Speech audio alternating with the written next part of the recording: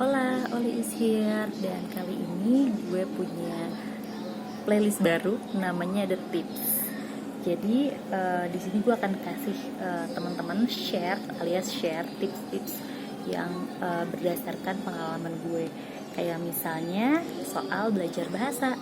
Jadi beberapa waktu lalu gue pernah bikin video 505 tentang bahasa apa aja yang gue pelajari.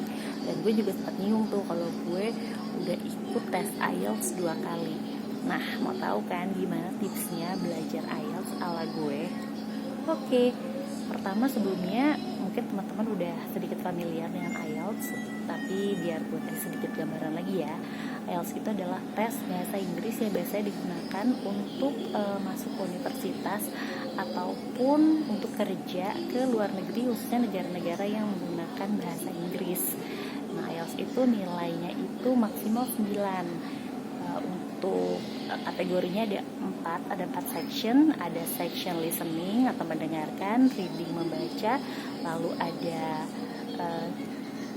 writing menulis, dan yang terakhir ada speaking alias berbicara. Nah, kalau gue sendiri udah coba ikut 2 kali karena pertama nilai gue 6, overallnya 6, untuk listeningnya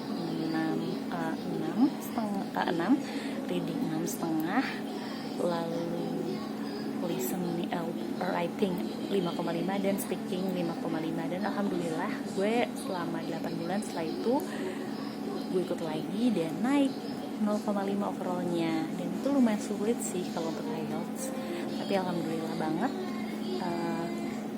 gue bisa. Dan itu bisa jadi standar untuk kita ikut terutama untuk akademik tes ya, bisa untuk daftar universitas di mancanegara. Nah, tipsnya ada 3 nih. Yang pertama adalah les itu bisa dilakukan lewat online maupun offline. Nah, harganya juga bervariasi, mulai dari ratusan ribu hingga jutaan rupiah ya, tergantung kebutuhan kamu apa gitu. Dan biasanya sih bagusnya sih intensif.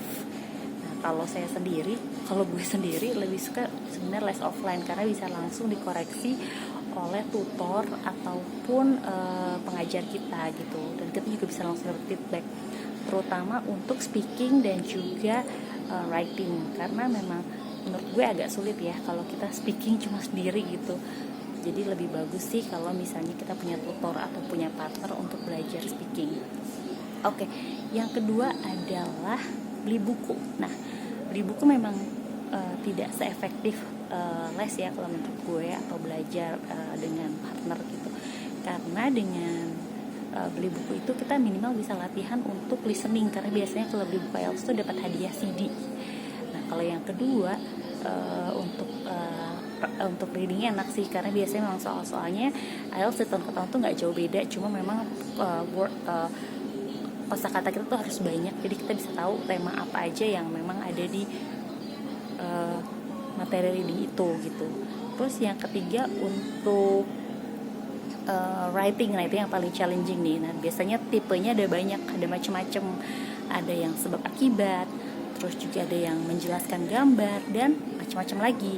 Untuk writingnya sendiri ada 2 bagian, yaitu task 1 sama task 2. Task 1 itu biasanya biasanya nggak terlalu rumit. Nah, kalau biasanya kita cuma menggambarkan, kayak menuliskan apa sih maksud dari diagram, tabel, pie chart, dan biasanya atau enggak urutan sebuah siklus gitu. Tapi kalau misalnya untuk yang task 2 itu lebih ke arah esai, kita menjelaskan atau ngasih pendapat atau kasih opini atau kasih gambaran soal suatu permasalahan gitu.